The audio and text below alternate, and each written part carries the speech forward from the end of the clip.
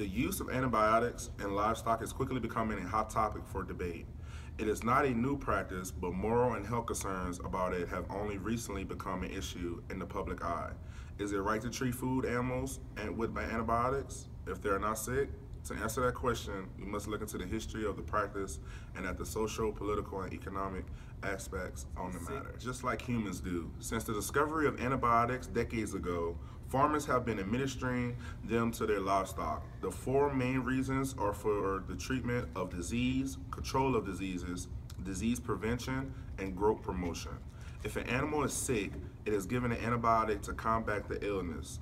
If several animals are ill, the rest of the population might be treated with an antibiotic to help prevent an outbreak.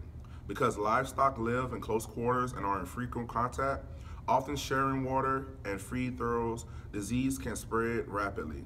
In order to prevent even one animal from falling ill and possibly contaminating the rest, antibiotics are sometimes administered before any of them are sick. Some antibiotics can destroy certain bacteria in the digestive tract of the animals, which helps quickly convert food to muscle, causing the animal to grow rapidly. In fact, the animal had about a 3% increase in growth and weight. For obvious reasons, this maximizes profit for the livestock producers. In 2012, though the FDA asked livestock producers to voluntarily phase out the use of non-therapeutic or growth promotion drugs. Antibiotic use requires caution because their misuse or overuse can lead to antibiotic-resistant bacteria. When their survival is threatened, bacteria put up their best defenses. Resistance can develop if the bacteria are challenged but not destroyed, as might be the case if the wrong antibiotic was administered, the dose was too low, or if the treatment was too short. There is concern that treating the animals we use for meat with antibiotics too freely is resulting in antibiotic resistance in humans. Clearly, the issue is one that needs addressed. The impacts are far-reaching. There's no question as to whether or not antibiotics are losing their effectiveness. They simply just are. The superbugs being created by these antibiotic-resistant strains of bacteria led to the deaths of 23,000 Americans last year. Every year, there are 2 million illnesses caused by them. The overuse comes from many sources, including doctors prescribing unnecessary medications, but also in part to the livestock industry.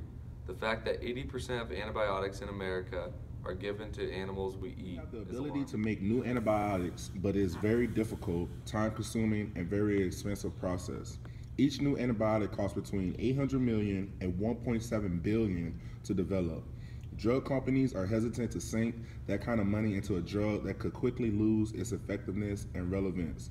Not to mention, there's a very lengthy process to getting it approved through the FDA. So what should be done about this issue? Already there has been much outcry by several environmental and health groups. It is only a matter of time before it becomes a concern voiced frequently by the American people, your constituents. Taking a passive approach to the matter would adversely impact your rating in the polls. It is impractical to think, though, that antibiotics can be eliminated entirely from the livestock industry. Few people, even those in environmental and health groups, would argue that sick animals should not be treated. There is also good reason to use antibiotics when trying to prevent the spread of disease in a population that is an especially high. Denmark was the first country in the world to enact a ban on any antibiotic use in food animals. Aside from those used specifically to treat sick animals, according to the Animal Health Institute, the results of the ban were not what many people were expecting. There has been an increased rate of disease and death among the animals, particularly young animals. Greater amounts of antibiotics are needed to treat animal disease. Although overall use has decreased, total use declined by 26% between 1998 and 2009, while quantities used for treating disease increased 223%, resistance to some antibiotics has decreased, but resistance to others have increased. And most importantly, there is little evidence to suggest the decline of antibiotic resistance in humans, which was the exact purpose of the ban. Clearly, an all-out ban on antibiotics is not the answer.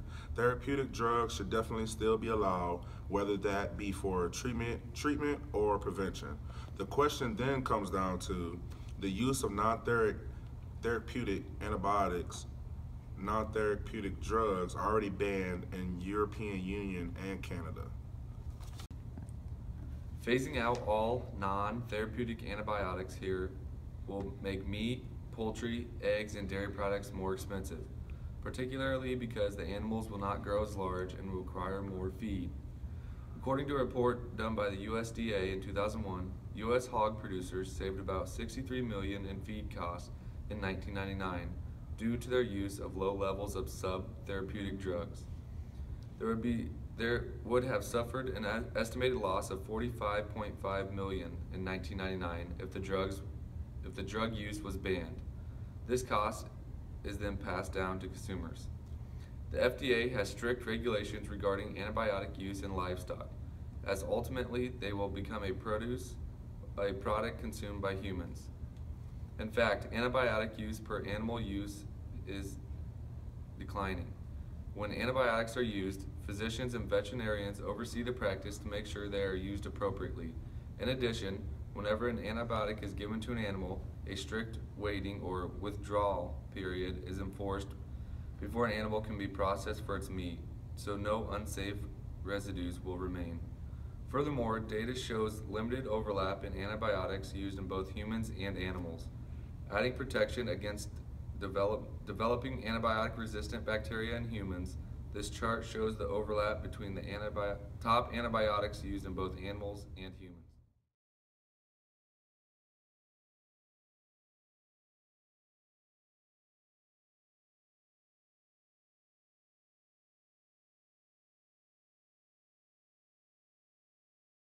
Judicious use programs specific to different livestock species have voluntarily been enacted by the industries themselves.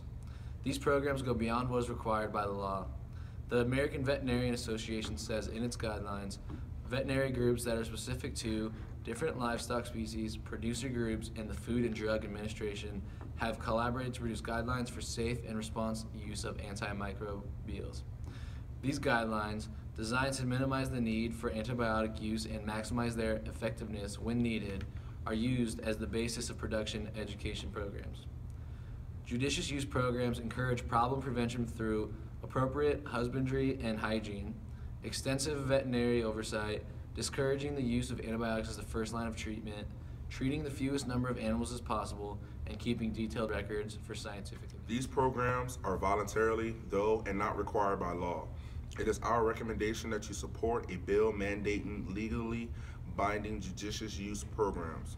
In addition, better records need to be kept on how much antibiotics are being used by each producer and be made available to the public. It is also our recommendation that antibiotics should require a prescription from a veterinarian. Finally, in the few cases where there is overlap in antibiotics used by humans and animals, monitoring should be necessary to ensure the prevention of the bacteria becoming antibiotic resistant. If the antibiotic resistant bacteria do not begin to develop, the FDA should rescind its approval for the drug to be used in livestock. With this sort of legislation in place, it is possible to keep both animals and, most importantly, humans healthy. Thank you.